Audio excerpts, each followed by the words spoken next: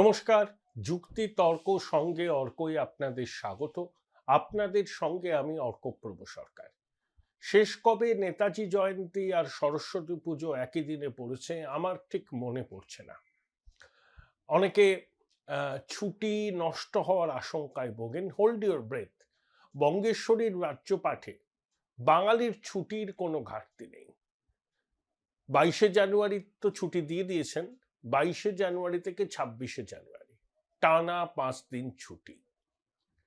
দেখবেন দীঘা, মন্দারমণি, শঙ্করপুর, দার্জিলিং, পুরীতে বোধহয় উপচে পড়া ভিড়। যাই হোক, ছুটি বঙ্গেশ্বরী দেন, দিয়ে তো দিতে পারেন না, ছুটি দিয়ে সরকারি কর্মচারীদের তুষ্ট করার চেষ্টা করেন।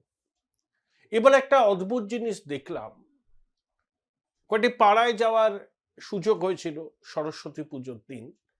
তখন দেখলাম যাদের পুজো করার কথা তাদের টিকি খুঁজে পাওয়া যাচ্ছে না। আমি পাড়ার সিনিয়রদের জিজ্ঞাসা করলাম, ব্যাপারটা কি, ছেলেপুলেরা কোথায়? বললো কেউ নেই এখানে, সব বাইরে। আর পুজো কারা করছেন জানেন?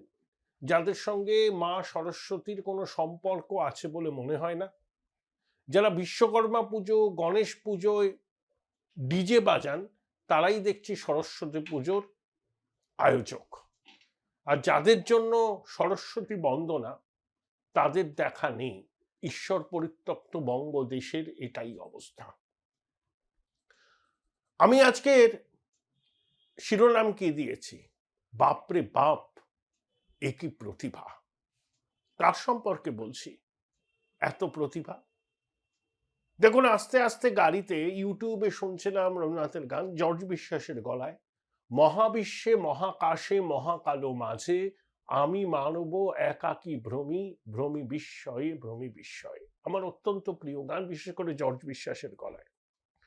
তাহলে মহাবিশ্বে মহাকাশে মহাকালো মাঝে মানুষ তো তুচ্ছাতে তুচ্ছ, তার দু চোখে বিস্ময়। রবীন্দ্রনাথের ভাষায় বড় বিস্ময় লাগে হেরি তোমারে। সবকিছুই তার অজানা, অচেনা। দু চোখ ভরে মহাবিশ্ব, মহাকাল, মহাকাশকে মানুষ দেখছে। কিন্তু এর মধ্যে একজন ব্যতিক্রম আছেন, আমাদের এই ঈশ্বর পরিত্যক্ত বঙ্গের অধীশ্বরী, তিনি বঙ্গেশ্বরী। কেন তাকে বললাম তার কি বিপুল প্রতিভা, সেটাই বলবো। তার আগে আবার একবার আপনাদের কৃতজ্ঞতা জানাই, যেভাবে আপনারা আমাকে সহযোগিতা করছেন, আমি সত্যিই আপ্লুত। আপনারা যে ডিভাইসে আমার অনুষ্ঠান দেখেন না কেন, সাবস্ক্রাইবার বাটনের পাশে থ্যাঙ্কস বাটনে ক্লিক করলেই সুপার থ্যাঙ্কস, আপনাদের সহযোগিতা আমার কাছে পৌঁছে যাবে। 49তম বইমেলার উদ্বোধন করলেন বঙ্গেশ্বরী। দীর্ঘ 15 বছর ধরে তিনি এটা করে আসছেন। তার নবরত্ন সভায় আপনি মঞ্চে দেখেছেন কারা কারা ছিল। সাহিত্য সম্পর্কে সুজিত বসুর কতটা জ্ঞান আছে আমি জানি না, তবে দিদিমণি হয়তো তাকে মনে করেন তিনি সাহিত্য সম্রাট। মাধুকরী কবি ছিলেন, কাকশিল্পী ছিলেন। এরা হচ্ছে আমাদের সোকল্ড বুদ্ধিজীবী, বা কেউ কেউ কটাক্ষ করে বলেন, দূর মশাই এরা আবার বুদ্ধিজীবী কোথায়, এরা তো তৃণজীবী। যাই হোক, বাংলায় তৃণজীবীরাই বুদ্ধিজীবী হয়ে গেছেন এখন। তা বঙ্গেশ্বরীর কতগুলো কথা শুনে আমার মনে হলো যে কিছু বলা প্রয়োজন। এত প্রতিভা! জানুয়ারি মাসের 22 তারিখে 49তম বইমেলার উদ্বোধন হলো। 3 সপ্তাহ অতিক্রান্ত হয়েছে। দিদিমণি এর মধ্যে 26টা কবিতা লিখেছেন। হেলিকপ্টারে যেতে যেতে, বিমানে যেতে যেতে, হাতের কাছে কাগজ পেন তো থাকেই, তার মনে হয়েছে ছন্দ মিলিয়ে বসিয়ে দিয়েছেন। ওই এপাং ওপাং ঝপাং আমরা সবাই ড্যাং ড্যাং এর মতো আর কি, আমি জানি না। স্যার নামের এই কবিতা সংকলন বেরোবে এই বইমেলায়। তার আরো 9টা বেরোচ্ছে, মানে 152টা না 53টা আছে, আরো 9টা হলে 162টা। জেনে রাখবেন, বই প্রকাশের ক্ষেত্রে মুখ্যমন্ত্রী বিশ্ব রেকর্ড করবেন। সবাইকে সবাইকে তিনি হার মানিয়ে দেবেন। 3 সপ্তাহের মধ্যে 26টা কবিতা লিখে ফেললেন। এত তার ব্যস্ততা, তার মাঝখানে ইতিমধ্যে 153টা বই লিখেছেন, আরো 9টা লিখছেন। এবং ওই যে বললাম বিশ্ব রেকর্ডের দোরগোড়ায় দাঁড়িয়ে আছেন, আর কয়েক বছরের মধ্যে তিনি বিশ্ব রেকর্ড করবেন বই প্রকাশের ক্ষেত্রে। এরকম প্রতিভা ক্ষণজন্মা মানুষেরই থাকে। তারপর মুখ্যমন্ত্রীর কথায় সেই যে চর্বিত চর্বণ তিনি করেন, সবসময় এটা দেখনদারি না, আমি সবার থেকে আলাদা। সাংসদ হিসাবে 7 বারের সাংসদ বলেন, তিনি পেনশন পেতে পারেন 1.5 লাখ টাকা, মুখ্যমন্ত্রীর বেতন আছে, তিনি কিচ্ছু নেন না। 1 কাপ চা খেলে সেই চায়ের পয়সাটা দিয়ে দেন। তাহলে তার চলে কি করে? উনি বলবেন বই বিক্রি করে যে টাকা রয়্যালটি হিসাবে পান, সেই টাকায় তার চলে যায়। আমি ওই যে প্রকাশক দেশ, তার বই বেশি ছাপে, সুধাংশুবাবুকে আমি চিনি, এবং দিদিমণির কাছে আমার অনুরোধ, বঙ্গবাসীর কাছে একটু প্রকাশ করুন না আপনি রয়্যালটি বাবদ কত টাকা পান। আপনি তো একটা পাবলিক ফিগার, সাংবিধানিক পদে আছেন, আপনার সবকিছুই একেবারে কি বলবো আর কি, একেবারে আপনার জীবনচর্চা সবকিছুই, যেহেতু আপনি একজন সেলিব্রিটি, পাবলিক ডোমেনে থাকা উচিত স্বচ্ছতার প্রশ্নে। প্লিজ দিদি একটু জানাবেন তো আমাদের, আপনি বইয়ের রয়্যালটি বাবদ ফি বছর কত টাকা পান? এই যে বারবার করে আপনি বলেন না, আমি সাংসদ হিসাবে পেনশন নিই না, আমি মুখ্যমন্ত্রী হিসাবে বেতন নিই না, আমি 1 কাপ চা খেলেও সেই চায়ের টাকা মিটিয়ে দিই, আমার বই বিক্রি যে রয়্যালটি পাই সেই টাকায় আমার চলে যায়। প্লিজ একটু জানাবেন যে বই বিক্রি করে আপনি কত টাকা রয়্যালটি পান, এটা জানার খুব ইচ্ছা আছে বঙ্গবাসী। দেখুন, বহুকাল আগে হেমচন্দ্র নস্কর বিধানবাবুর ক্যাবিনেটের মন্ত্রী ছিলেন, অত্যন্ত রসিক মানুষ। হেমবাবুকে সাংবাদিকরা প্রশ্ন করেছিলেন, হেমবাবু আপনি তো ডক্টর রায়ের মন্ত্রিসভায় আছেন, এই মন্ত্রিসভা সম্পর্কে আপনার সুচিন্তিত মতামত জানান। সুরসিক হেমেনবাবু বলেছিলেন, শোনো ভায়া, এই মন্ত্রিসভাটা কিরকম জানো? তা সাংবাদিকরা বলেছিলেন, হেমদা বলুন বলুন কিরকম? বলেন, একজন কালীপদ, একজন খালিপদ, বাকি সব চতুষ্পদ। কালীপদ মানে কালীপদ মুখার্জি, স্বরাষ্ট্রমন্ত্রী ছিলেন, কংগ্রেসের পুরনো অফিস যেটা হাজি মহসিন স্কোয়ারে, কালীপদ মুখোপাধ্যায় স্মৃতি ভবন, তাকে ডেন্টাল কালী বলা হতো, স্বরাষ্ট্রমন্ত্রী ছিলেন। খালিপদ যাদব পাঁজা, গান্ধী ভক্ত বলে পায়ে চটি পড়তেন না, আর বাকি সব চতুষ্পদ। অর্থাৎ বিধানবাবুর ব্যক্তিত্বের সামনে তার মন্ত্রিসভার সদস্যরা কার্যত কেঁচো হয়ে থাকতেন। আর এখানেও বঙ্গেশ্বরীর মন্ত্রিসভায় তিনিই সব, একটাই পোস্ট, বাকি সব ল্যাম্পপোস্ট। তিনি যা বলবেন সেটাই আইন, সেটাই সংবিধান। কালকে তার একটা প্রমাণ পেলাম। ওই Tridip babu, Sudhanshu babu, publishers and booksellers guild, যারা একসময় প্রাক্তন মুখ্যমন্ত্রী বুদ্ধদেব ভট্টাচার্য তল্পি বাহক ছিলেন, এখন দিদিমণির একেবারে ছায়া সঙ্গী, তারা আবদারের সুরে বললেন, দিদি আপনি তো অসাধারণ সব কাজ করেছেন, জগন্নাথ মন্দির, মহাকাল মন্দিরের সংস্কার করছেন, দুর্গাঙ্গন করছেন, একটা বই তীর্থ করুন।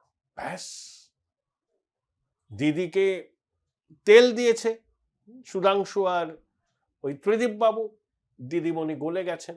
সঙ্গে সঙ্গে তথ্য সংস্কৃতি দপ্তরের সচিবকে বলেছেন, এদের 10 কোটি টাকা দিয়ে দাও। মানে টাকাটা যেন ওরা নিজের টাকা দিচ্ছেন বা দলের টাকা দিচ্ছেন। তারপরে অবশ্য বললেন, এটা তো আবেদন করতে হবে। মানে 10 কোটি টাকা বই তীর্থ করার জন্য পাবলিশার্স অ্যান্ড বুক সেলার্স গিল্ডকে দেয়া হবে, তার জন্য কোনো ক্যাবিনেট মিটিং হলো না।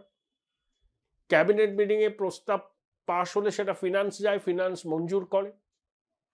আপনি সরকারি কর্মীদের দিয়ে দিচ্ছেন না, বিভিন্ন সরকারি স্কুলে শিক্ষক নিয়োগ হচ্ছে না। এই যে হিন্দু স্কুল শতাব্দী প্রাচীন, শিক্ষকের অভাবে তারা বিধান সরণি অবরোধ করেছিল। Join Indian Institute of Hotel Management now. Right choice, right decision.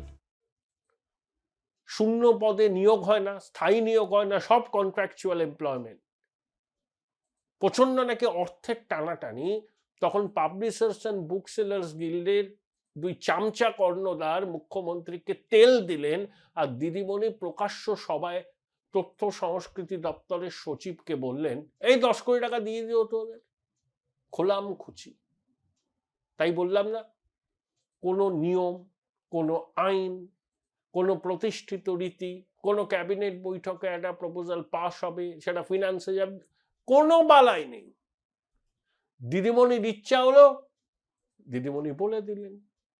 সেই টাকা তারা পাবেন কি পাবেন না আমি জানি না, প্রকাশ্য সভায় ঘোষণা হয়েছে, দিদিমণি বলেছেন, এরা তারপরে আবার একটা আবেদন করবেন, ফিনান্স সেটা ছাড়বে কিনা আমি জানি না, ফিনান্স ছাড়বে কিনা, কিন্তু ট্রেন্ডটা দেখুন। দিদি বলেন তিনি সংবিধান রক্ষা করবেন, সংবিধানে রক্ষা কর্ত্রী তিনি। সামান্য ন্যূনতম রীতি নীতি তিনি মানেন না।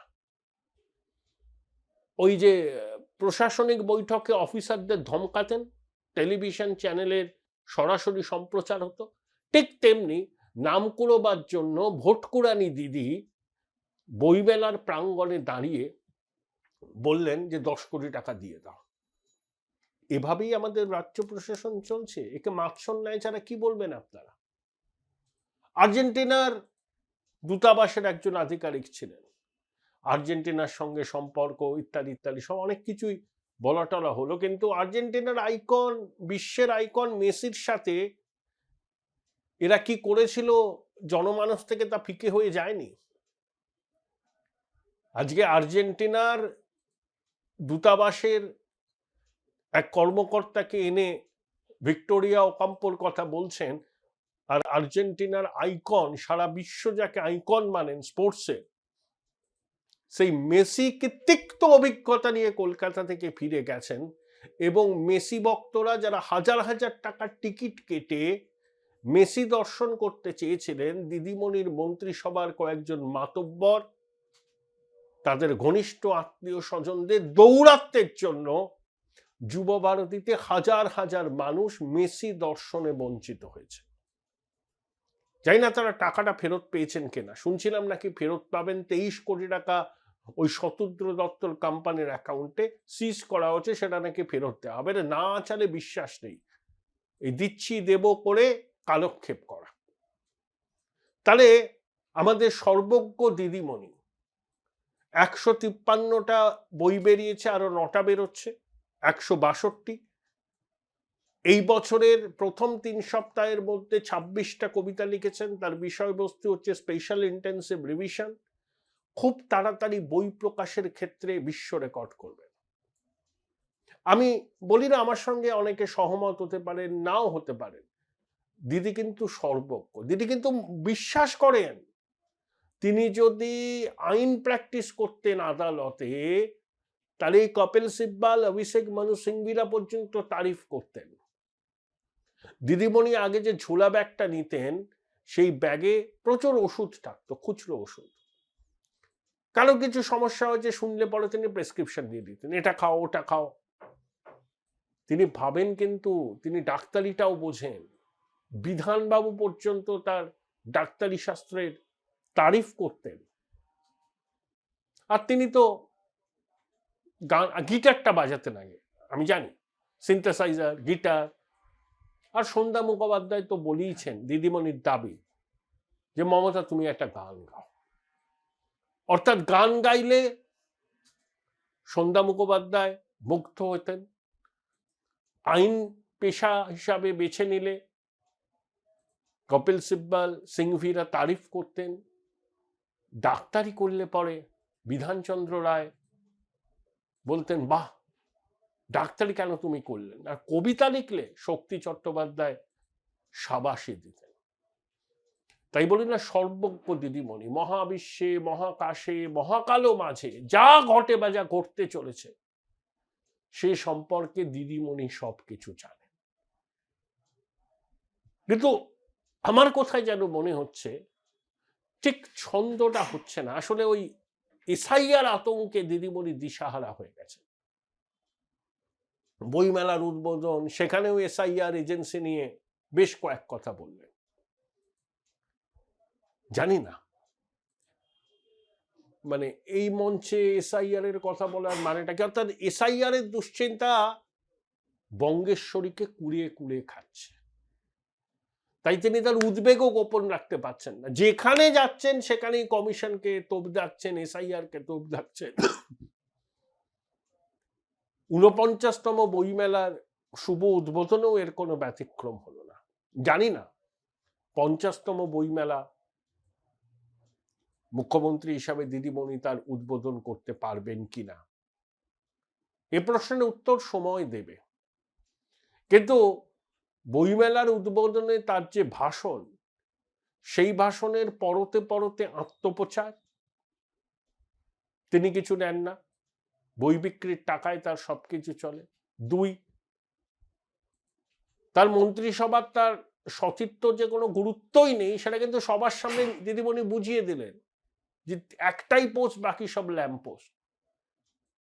অন্যরা হলে কি বলতেন, ত্রিদীপ বাবুরা একটা প্রস্তাব দিয়েছেন, আমি বলেছি লিখিত আকারে প্রস্তাবটা দিতে, আমার সরকার বিষয়টা বিবেচনা করবে, ব্যাস, এটাই তো নিয়ম।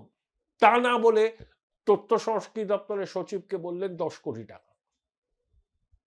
এভাবেই রাজ্যটা চলছে। মাৎসন্যায় বললে কম বলা হয়। আর অশেষ প্রতিভার অধিকারিণী আমাদের দিদিমণি খুব শীঘ্রই বই প্রকাশের ক্ষেত্রে বিশ্ব রেকর্ড করতে চলেছে। তাই আমি শিরোনাম দিয়েছি, বাপ রে বাপ কি প্রতিভা।